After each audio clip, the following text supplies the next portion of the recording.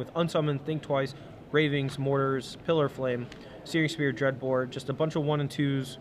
He even has a couple Tribute to Hunger, is a Staticaster. It's interesting to see he has a mix of Far and Away with Tribute to Hunger. You would think he would just want more Far and Aways. I think that the life gain aspect might be the reason why he's playing Tribute to Hunger, but Far and Away is a much more versatile spell. But right. Brannon Mays wins the die roll, pedal the metal, putting his foot on the gas. It's really interesting that we're going to see Izzet Staticasters battling off against Ral Zareks this match. Right. Oh, one of the interesting cards is actually down here at the bottom that I didn't see. Andrew Schneider actually has a pair of Rakdos Return in his main deck, which I don't think will be great in this matchup, but if he gets to a point where Brannon Mays, maybe stalls on lanes a little bit, or just doesn't really have a whole lot of gas, he could just get blown out by a Rakdos Return. Yeah, it's pretty interesting. Brannon Mays really needed that Farseek. He has almost nothing relevant to do before turn 4. Staticasters and Nightshade Peddlers. Dude, Tracker's Instinct, Deathrite Shaman. If you say that to Brad, he would be very disappointed.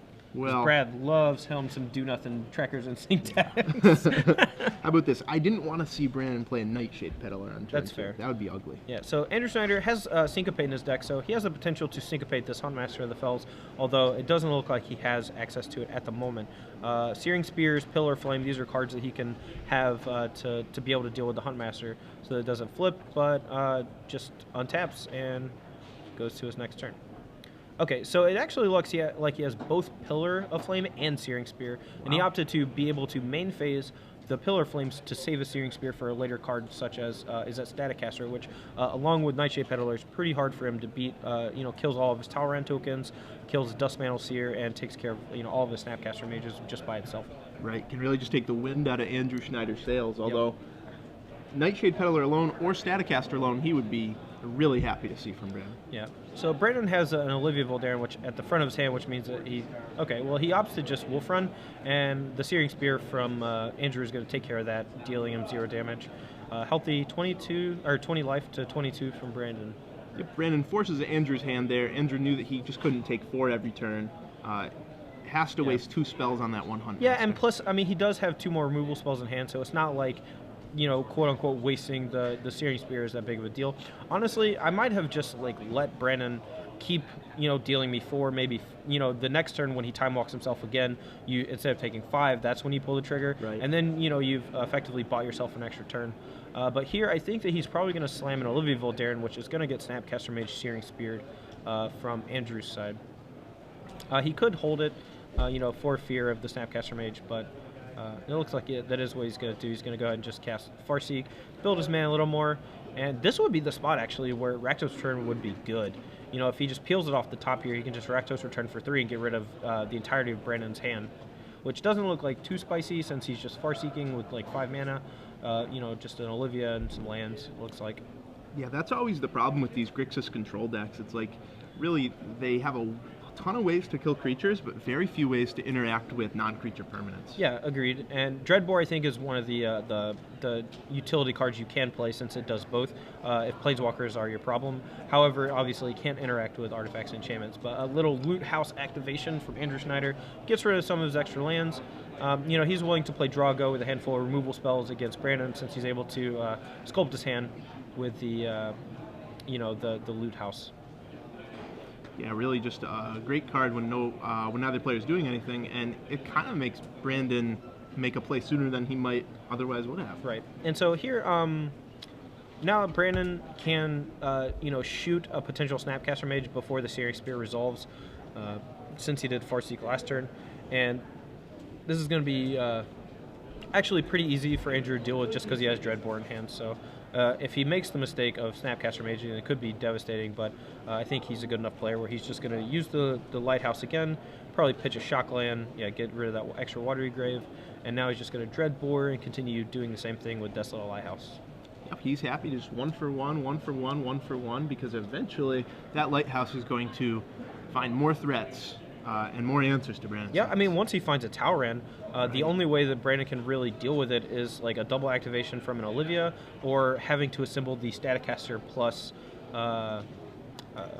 Nightshade Peddler combo. Right. And that combo seems pretty difficult to assemble with Andrew's deck since he has so many instant speed removal spells. He has in hand currently a Snapcaster Mage that can flash back a Searing Spear or any of his sorcery speed cards, as well as an Izzet Charm.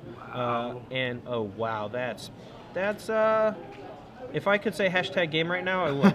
So I'm gonna. That's game. That's game, boys. Andrew Schneider is going to be able to deal with this. He'll have to use 2 spells on it. No, his hand is... He doesn't have a way to deal with it. He has an Izzet Charm, which he can loot with, and then he's just going to have to like cast Snapcaster Mage. His hand was Pillar. Yeah, it was Pillar Flame. I thought that was a promo Searing Spear. Oh, no. No, if it was... He would be fine if it was promo Searing Spear, because he could just double spell to kill it. But, yeah, it looks like he's... Wow. Yeah, he's in bad shape. So what can he draw into now with this loot? I don't know. I think this is actually a mistake.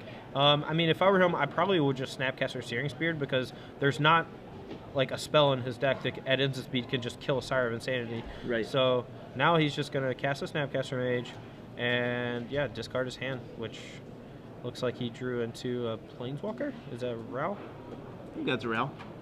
Yeah, the only things that Andrew could have drawn into there is a Far to buy himself a turn. Okay. Or an Unsummon to buy himself a turn. Right, okay, so he did have a few draws. The 2 Unsummons, along with the 1 Far and Away, gave him 3 ways. Actually, yeah, and Syncopate not really an answer since he had only 2 lands up. You know, not having an extra mana because he Dreadbore the turn before, a little problematic. But this Sire of Insanity plus Keswick Wolf Run looks like it's going to be hashtag game. Like I said a minute ago. I'm not going to do it again, I promise. That's a bad promise. I might do it again. Yeah, I think you can do a lot more, but that's okay. It's a good hashtag. I'm using it ironically, you know. All right. And here's the Wolf Run on the Sire. Looks like for 6, that's 12 total damage coming in. You know, Andrew really needs to draw another Snapcaster Mage for a Dreadbore, potentially, you know, a couple other things. Well, that Snapcaster Mage not quite going to do it since he has to discard a card off the Loot House, and he's only going to have 3 mana. Basically the same position he was in a second ago with the Sire of Insanity. And you're seeing just how crazy that guy is. Right? Wow. Because he's insane.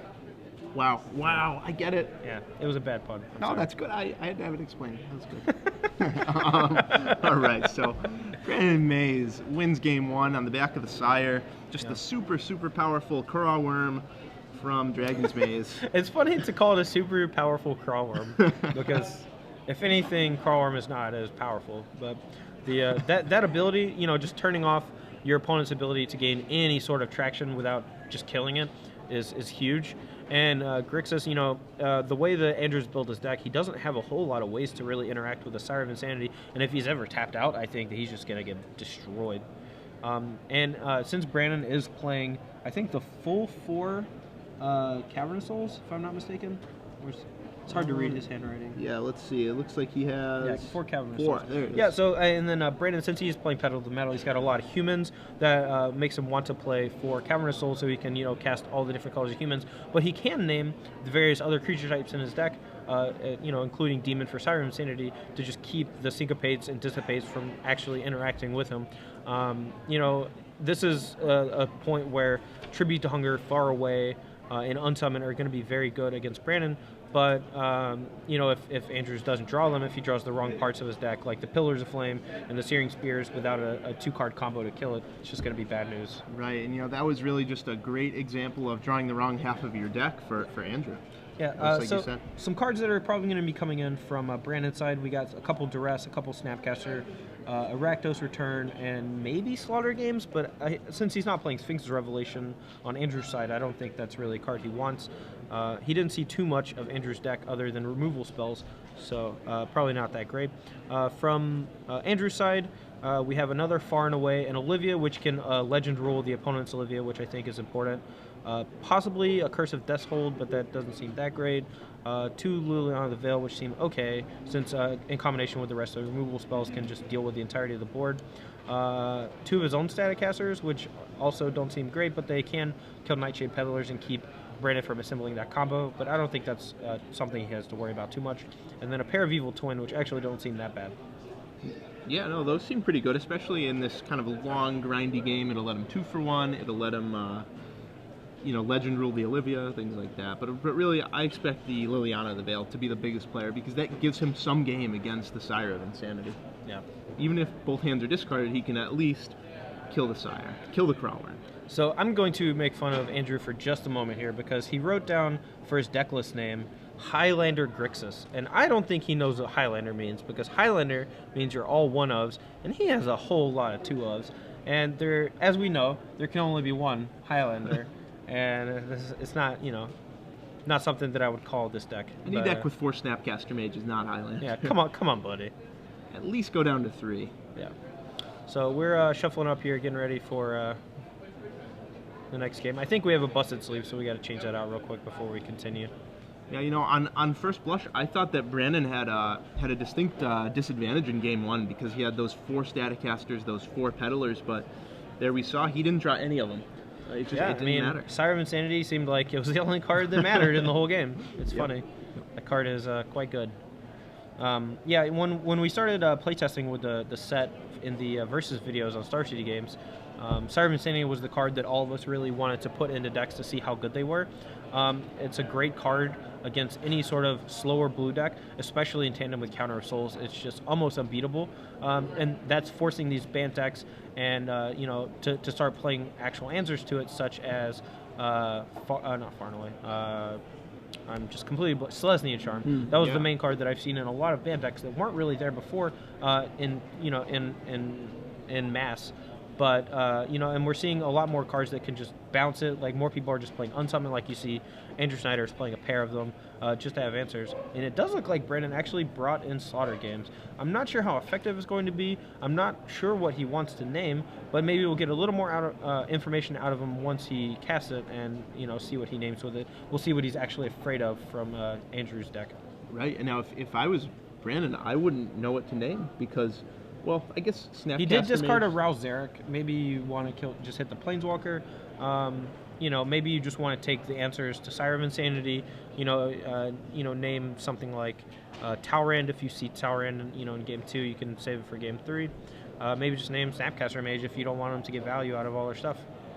I mean, you know, there's a lot of choices, and I think that's one of the reasons why I wouldn't want Slaughter Games in the deck. You only want Slaughter Games against decks where there's only one choice. Like, you know, there's only Sphinx's Revelation that matters, or there's only, you know, a certain win condition that matters. Right. You don't want Slaughter Games when it's a guessing game. When, oh, I want to hit a card in their hand. What do I think they have in hand? Exactly. Well, that could be anything. Yeah. It could even be a boat. Maybe even. So we see Nightshade Peddler still in the deck for Brannon Mays, at least some number of them. Yeah. So obviously no bond here. If he draws a Staticaster, he wants to be able to pair them up. Got a battle here, doing their best Merfolk with the Pearl Trident impressions. Oh yeah, Brannon Mays happy to trade either of those creatures for a Snapcaster from Andrew. Yep.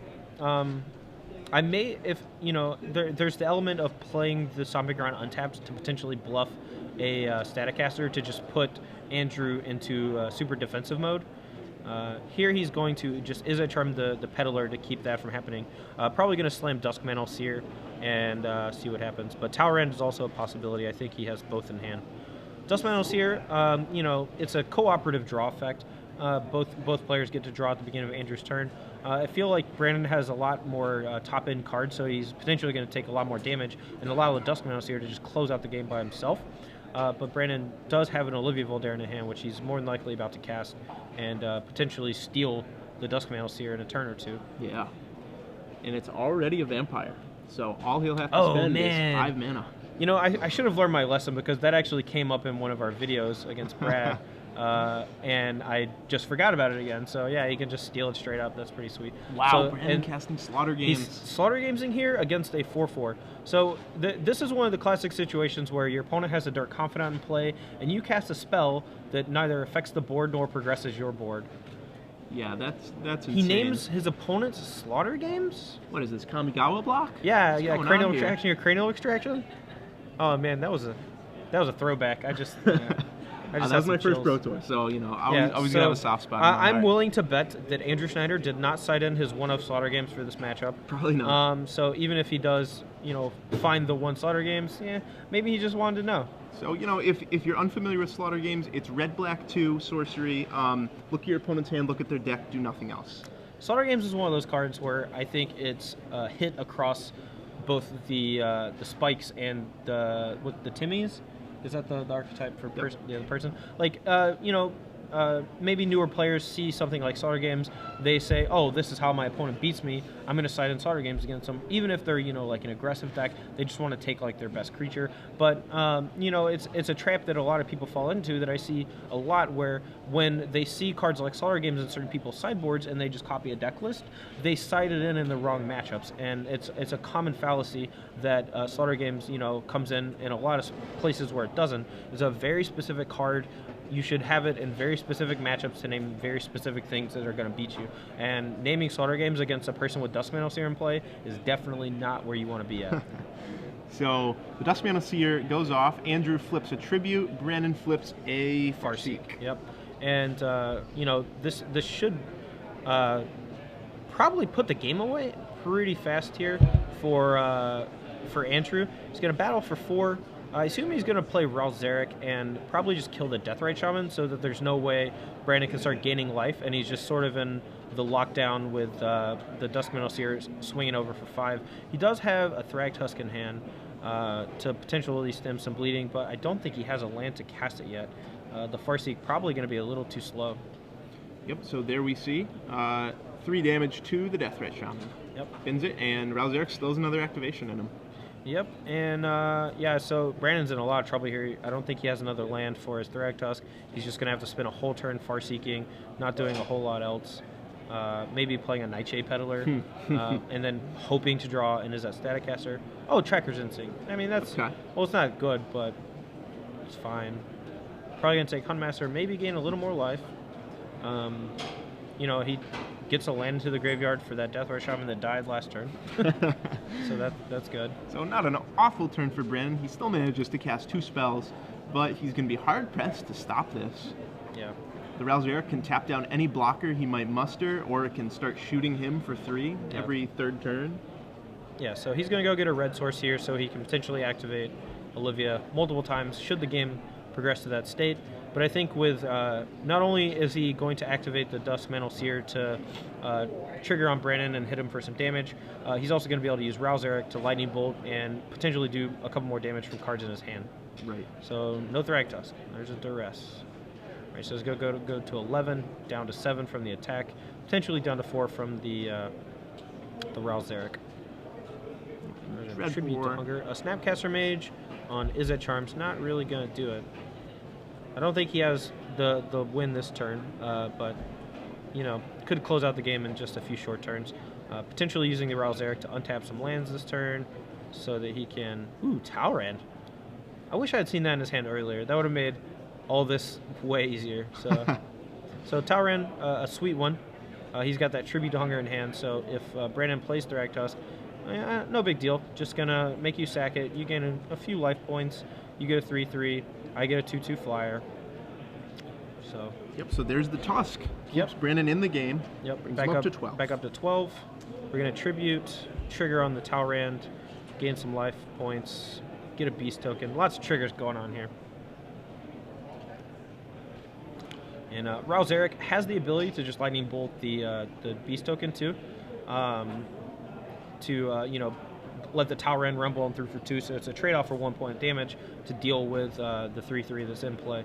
But Andrew also has like an extra Dreadbore in hand and some others, like a Snapcaster Mage, so maybe he just wants to get max damage in here. So yeah, he has all the ways available especially, to him. yeah, if Brannon flips a big card here off of the Duskmantle Seer, then it's going to be lights out. So we'll see. Here comes the Seer flip. Land, Farseek. All right, that actually should be game because he just has the Dreadbore, the Beast, attack for 8, use Ral Zarek, and then use. That should be lethal, right? Yep, no, like it's only 11. I just miscounted. But he took 2 from the Farseek. Right. So yeah. So he should be at 10. 10. That was the 2 I was missing. Okay.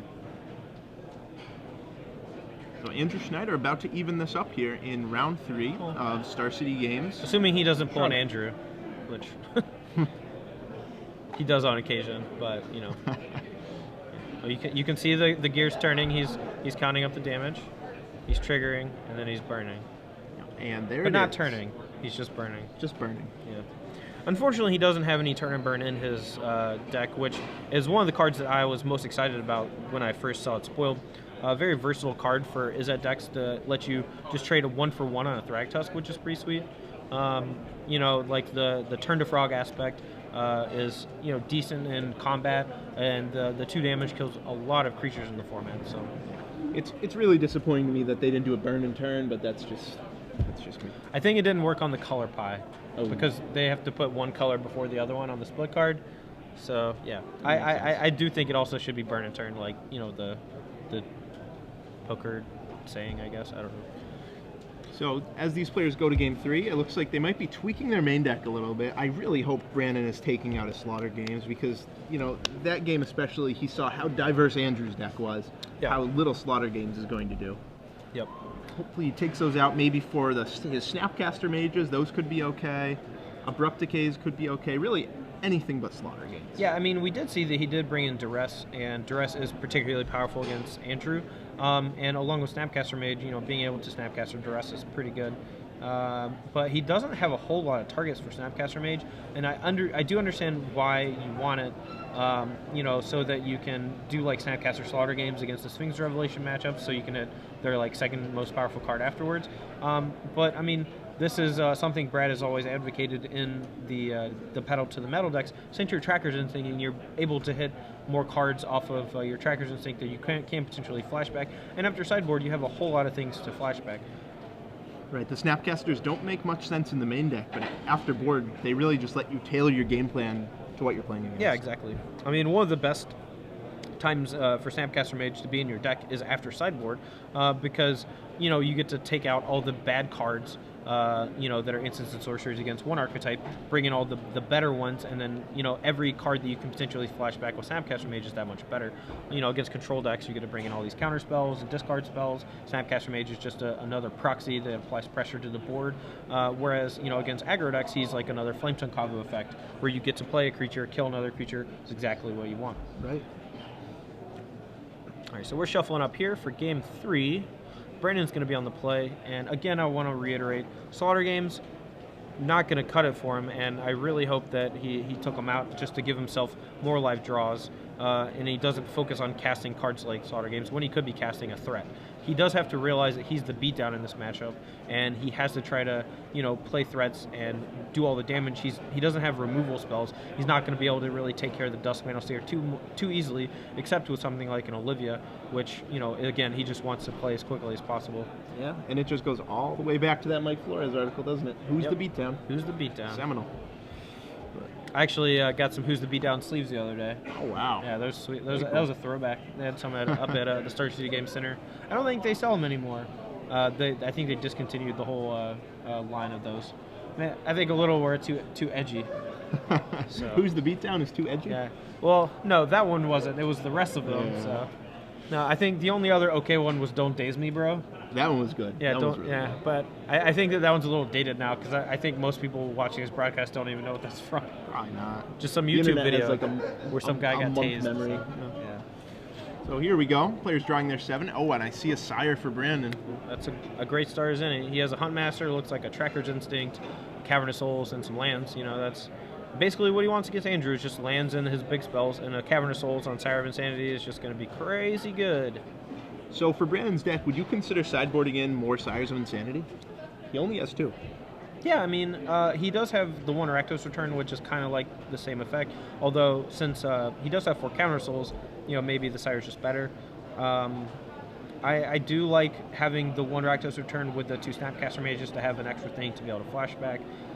But yeah, I mean, Sire of Insanity is just a great card for a deck like this, and I would probably just recommend playing 4 total between main and board just because of how powerful it is against these soul blue decks. Yeah, and I can see why Brandon might not have wanted more, because I can tell you from experience it's easy to get flooded on Craw Worms, but it's game changing. It's back-breaking. Well, I actually know for a fact that this main deck looks very similar to the one Brad Nelson played against me in our playtest video a few weeks ago, and it could be just a complete port of Brad 75. And it's something that's like fairly common today with the internet age, and like everyone being able to have access to all the information. But Brad usually builds good decks, and this one doesn't look any different. And Brad was only playing 2 Sires Insanity because it was something we just wanted to try out, and we weren't sure how good it was. But now that we know how good it is, we think we want to play more. Right.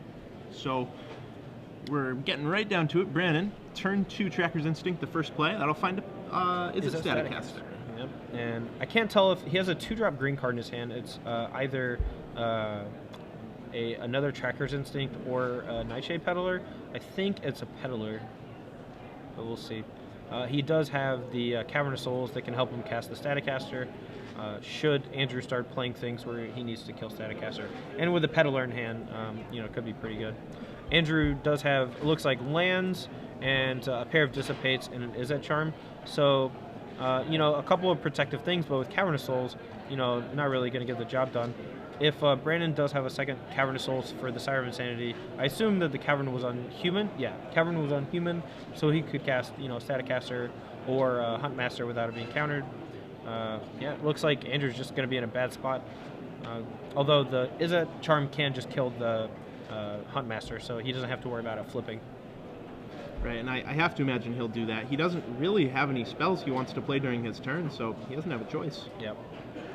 Yeah, I mean, untapping to Izzet Charm on his turn just seems poor, since then he wouldn't be able to hold up for the Dissipates any longer. Right. Should Brannon decide to play something like Thragtusk or Sire of Insanity in the next turn or two. A great job by Andrew. Snapcaster off the top. It'll let him Izzet Charm again. Yep. Not to mention having the Desolate Lighthouse can help him dig for answers. If Brannon does have some follow-up threats here that aren't human. Right. Maybe get rid of one of those useless Dissipates. Trade that for a spell that has an effect on the board, right, because he's getting beat down right now. Yeah. I mean, it's kind of hard to say that the Pedal to the Metal deck should be the beatdown when, its curve for big creatures actually starts at 4. But it does have Farseek, and Andrew's deck just doesn't win very fast, usually. You just have to figure out what your role is, and I think for us it's pretty clear to see that that's his role.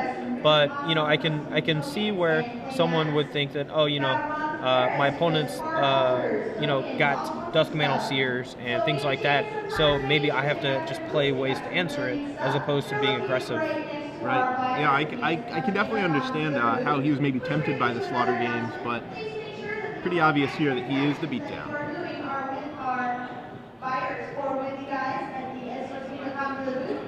And every time I see one of these decks, these 4-color green decks, these ponderously slow green decks play, I just think to myself, how different would this format be without Farseek? Yeah, and I actually say the same thing about how different would this format be if they reprinted Signets. Oh boy. Yeah, I mean, when every control deck has access to, 7 Farseeks, basically, things can get a little out of hand. And, in hindsight, I'm glad that they didn't reprint them, because it would have been, pretty absurd to expect aggro decks to be able to keep up with all these control decks being able to play Signets and turn 3 Supreme Verdict. The Clue Stone's a little worse for limited, but, I think that that's the trade-off that you just have to have. Yeah, I don't know that we'll see that powerful of the artifact fixers for a long time. Yeah, I agree. So here, Andrew has the option to Snapcaster Mage his Izzet Charm, and then just block the Wolf token. But I don't really like this play, since he's kind of like giving away his hand, and the Izzet Staticaster from Brannon Maze can come down at basically any point, and I think that Andrew knows that Sire of Insanity is a card that he can't beat at this point in the game, so he has the hold up for the Dissipate, but he still wants to be able to deal with so he still wants to be able to deal with the Wolf token, and should Brannon not play anything he wants to Dissipate, he can still flash back the Izzet Charm to kill the Peddler. Right, it seemed like he wanted the Snapcaster Mage right there, more just for the 2-1 flash, not so much for the flashback of the Izzet Charm. So Thragtusk gets dissipated, and right now we have a board of Nightshade Peddler versus. Yeah. So Andrew knows that Brannon has an Izzet Staticaster in hand, and he can't play his Duskmantle Seer until he deals with the Nightshade Peddler. That 2-card combo, just able to kill any creature, gives you a Viscera the I don't remember, the Dreadful, Viscera the Dreadful proxy. Yep, that's Yeah. him. So it's hard for, you know, Her, I guess. Yeah. But going to be hard for him to beat that combo without drawing something pretty soon. So Brannon opting to wait on his Sire of Insanity until he draws a Cavern of Souls or until Andrew taps out. right. And if Andrew draws into a 2-mana removal spell or something to deal with the Peddler, I would not be surprised if he just goes removal spell into Duskmantle Seer, and then he's actually not in that bad of a spot against Brandon Maze's Sire of Insanity, because on his turn he's going to have access to 2 cards, whereas Brandon, you know, has to discard that card that he draws at the end of turn. So Augur of Bolus bricking, doesn't find a way to deal with the combo, just going to keep holding up for you know, the dissipate on the guy. Here comes Staticaster to kill the Augur of Bolus. Yep, and Andrew Schneider knew he wasn't going to counter it, so he just wanted to say, okay, as fast as possible. Hopefully now Brandon thinks he doesn't have a counter. Well, there's also a Cavern of Souls on human, so... Ah, you're a smart man, Todd. Smart man. I pride myself on, you know, making sure that I know exactly what Cavern says at all times. Yep. Well, here's a Sire of Insanity. Wow. Is that guy human, or is that good? Demon. Yeah. Dead. Wow. I'm surprised he just went for it there. Yeah, I mean, I guess he felt like it's enough. You know, I've waited long enough. You know, he either has it or he doesn't. I don't want him to be able to. He couldn't have Snapcaster Mage it because he only had 4 mana. So maybe he just thought, well, he only has maybe 1 or 2 more Dissipates in his deck. Hopefully he doesn't have it. But Right. he could just, you know, ping him to death with old Nightshade Peddler. I'm a little surprised to not see a main phase Lighthouse there. Maybe he wants to keep all his mana up to represent a Snapcaster Mage. Yep, that's definitely a consideration. You know, if Brandon does have another Sire of Insanity or another big spell that's not a human, you definitely want to make him second guess himself before just, you know, slamming it if you don't have an answer to it. So Right. there's There a he Tracker's is. Instinct flashback. Gets Huntmaster. I guess Wow. he's playing around, yeah, definitely just playing around those counter spells, and he just wants to make sure that he can resolve his stuff and get some pressure on the board, which is not a bad play. You know, Andrew doesn't have a whole lot going on, and he doesn't want to just like keep losing counter spells like Syncopate and Flashback on Snapcaster Mage on Dissipate and stuff Right. like that.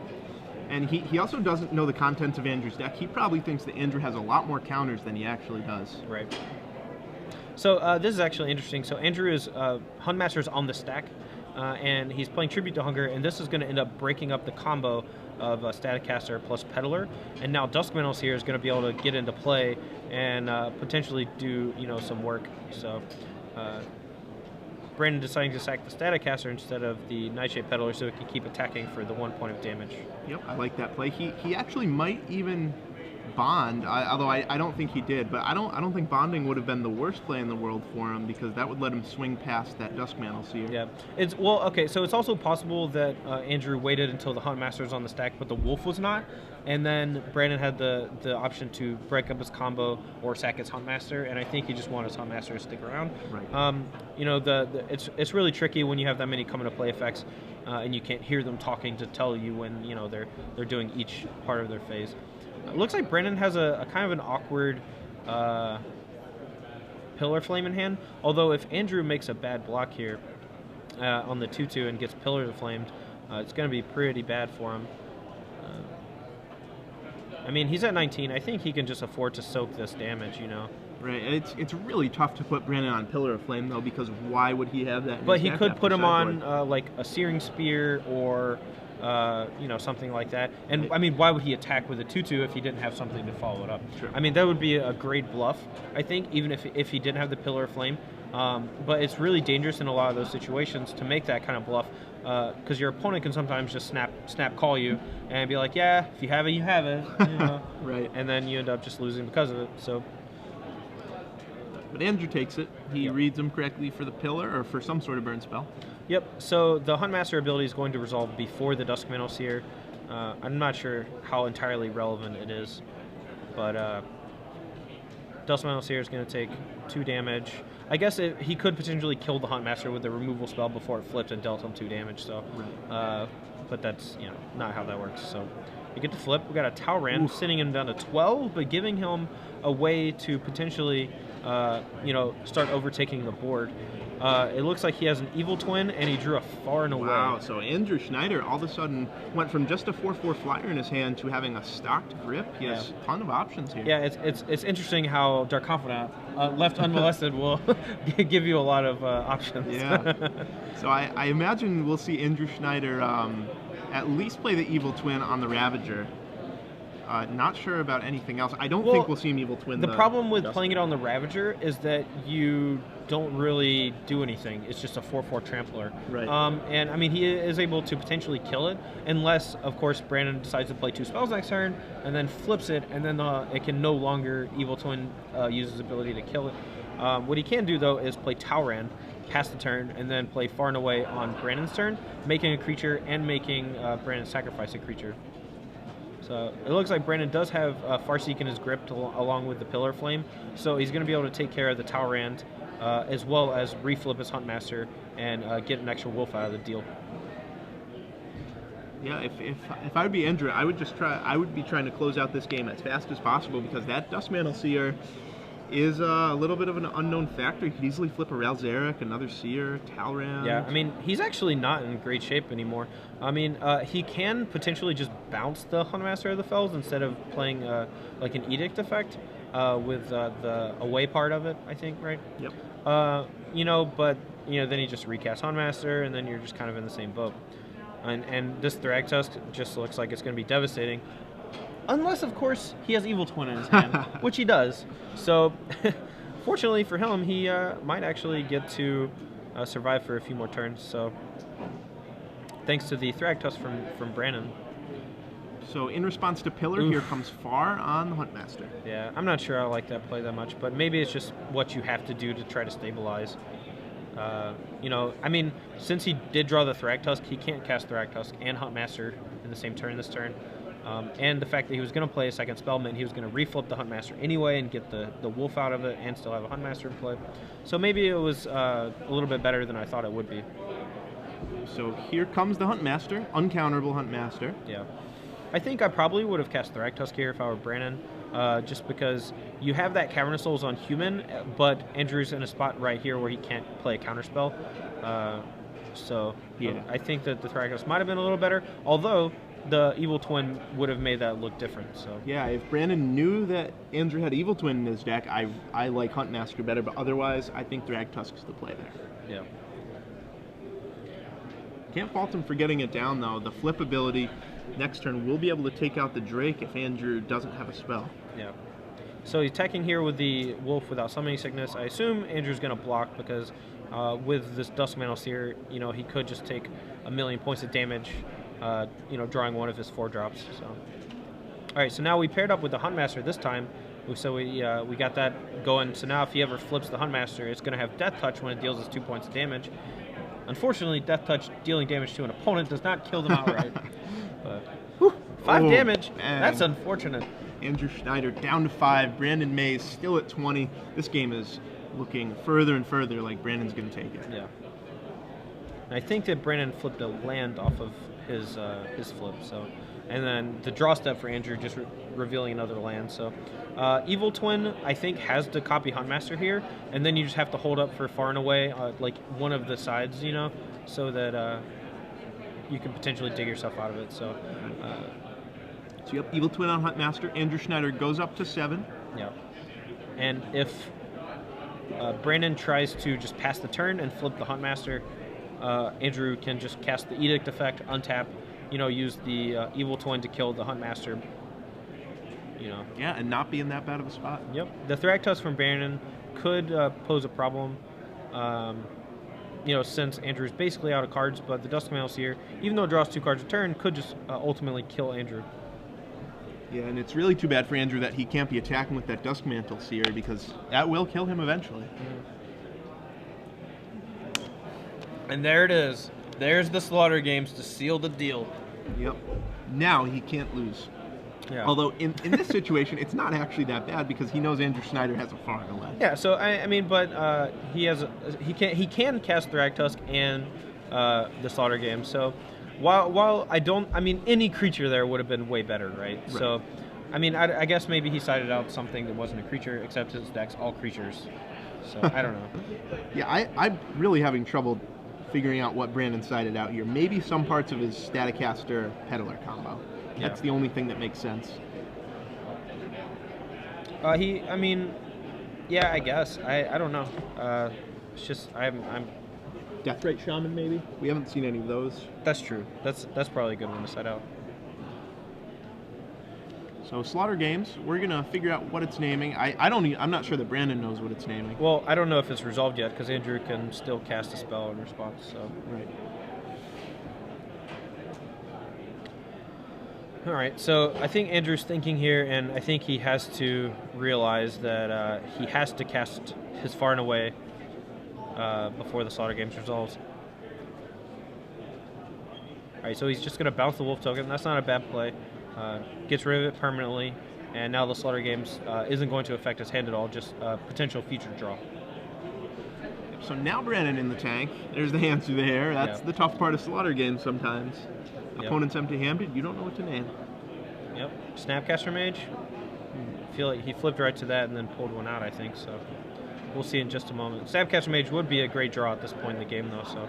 Oh, name Ralzeric. Okay. I mean, that you know, potentially can, you know, take some time walks, you know, maybe kill some creatures. Yeah, I wouldn't take any 4-drop out of Andrew Schneider's deck right now. That's true. If he draws the Ralzeric, he might just die, so. Right. But Andrew does have the Evil Twin copying the Huntmaster, so he's going to be able to kill the opposing Huntmaster, so his opponent is never going to flip.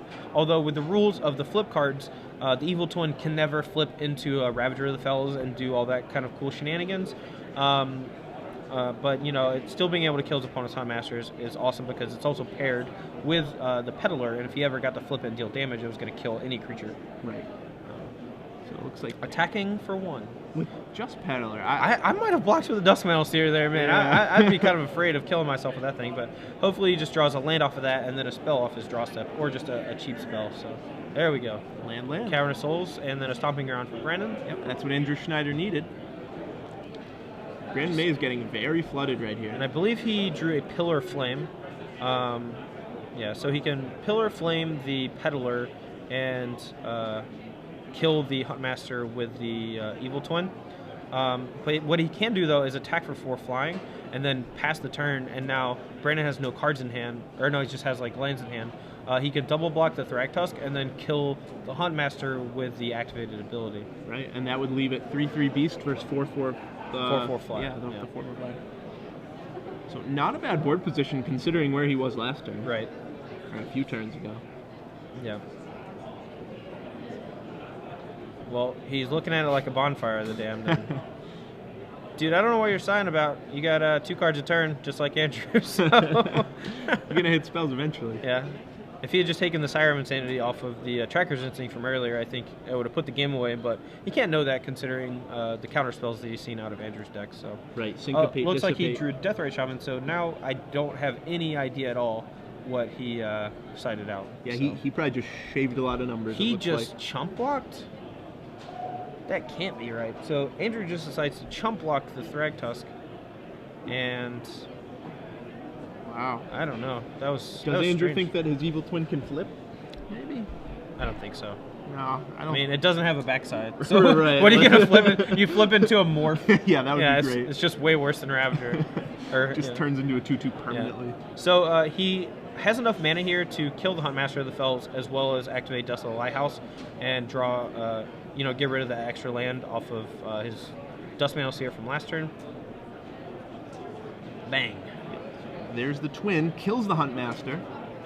And then activate Lighthouse with 1 mana up. Discard the Cavern. Alright, let's see Duskmantle flip. Land and a Searing Spear. 2. Not a bad one. No. That gives him a way to deal with the Deathrite Shaman permanently, which could threaten his life significantly due to the high number of instants and sorceries in both graveyards. Yeah, Andrew Schneider now only on 5 life. Yep. Ooh, a Dreadbore too. Perfect. So now he can Dreadbore the Deathrite Shaman and then wait until Brandon's Maze to Searing Spear the Thragtusk. And what that does is gives him, you know, a 3/3 beast, but it has Summoning Sickness. So, and he can also attack for 6, putting Brannon to 15 and potentially threatening like lethal in a few turns should he draw a Snapcaster Mage or some other burn spell. here comes that Dreadbore. Don't hit the Thragtusk. Don't hit the Thragtusk. There we go. Perfect. All right, battle. Swing for 6. Brannon Mays drops down below 20. Yeah. So I think Andrew's drawn both Far and Aways left in his deck, so there's no way he can die to one activation of his Duskmantle Seer. However, you know, a multitude of cards from Brannon's side could potentially threaten lethal off the Duskmantle Seer, such as the Pillar Flame, which is in his hand. He's going to get a Beast here, probably Pillar main phase to just try to kill Andrew with his own card. Yeah, I would not would. be surprised by that. Oh, no. So he targets the Huntmaster proxy, which I'm sure Andrew's just like, oh boy, yeah. Thank you so much. That's another turn. A little bit of my Southern coming out right there. Oh, Misery Mortars, okay. Yeah, he's at 3, but I mean, there's a Snapcaster on the other side, and that guy can come in at instant speed if he wants it to. He can also just flash back a Pillar Flame. Flashback Slaughter Games. He could flash. I was actually just going to say that. He could flashback Slaughter Games. Brannon wants. Yeah, at this point, Andrew Schneider just has to race his own Duskmantle Seer. Yep. And it looks like he drew a blue card, but I can't see what it is. It might have been a Talrand. Ooh, I think you're right. Yep. Wow. Oh, no, he's activating the Lighthouse. Okay, guess so, not. Yeah, I guess not. Snapcaster, okay. All right, so now he has Snapcaster. So now his opponent's Snapcaster Mage isn't... Oh, it's an unsummon. His opponent's Snapcaster Mage isn't that threatening since he has a Snapcaster to use Searing Spear with. He can still afford to attack for 4, I believe, and if his opponent plays the Snapcaster Mage, you know, he has a multitude of answers with the Snapcaster of his own. He has Unsummon for the Beast token if he needs. He can Snapcaster the blue half of Far and Away to bounce the Beast token if he wants to, and still block the Snapcaster Mage. He is effectively at 1 life, though, if Brannon decides to use Snapcaster Pillar Flame to put him to 1, and then any spell off the Duskmantle Seer is going to kill him, so it's definitely going to come down to the wire. Right, I think the Unsummon is going to bounce his own Duskmantle Seer. That's what it's going to do eventually, or maybe Snapcaster on Far Away, bounce my own Duskmantle Seer. I actually don't think you can afford to bounce your Duskmantle Seer. I think it's going to, like, it's your only real way to attack, and I don't think you're going to be able to kill him otherwise. You just have to hope that it's enough, and that you just draw a land the next draw step, and you're able to kill him with a lucky top deck or something. Right. That's So, right, Death Ray Shaman. Yet another way to kill Andrew. Yep, and it's looking pretty bad here. Unsummon. It wants to keep the Snapcaster to flash back a Far and Away, probably. Yep. And if you're Brannon, do you just cast the Snapcaster right here? I do. I Snapcaster Pillar Flame and make any spell lethal. Yeah, there it is. Targeting your Sulfur Falls. So Andrew Schneider, 1 life. Yep. Here we go. This could be a big one. Could also be a little one, to be fair. Could be anyone. I'm thinking it's going to be Think Twice. You know, if I were Andrew here, what I would have done end of turn is just cast a raw Snapcaster Mage, and dead. It didn't end up mattering, but what he could have done, if he cast the end of turn Snapcaster Mage with no effect, he has 6 power in play, and any 3-drop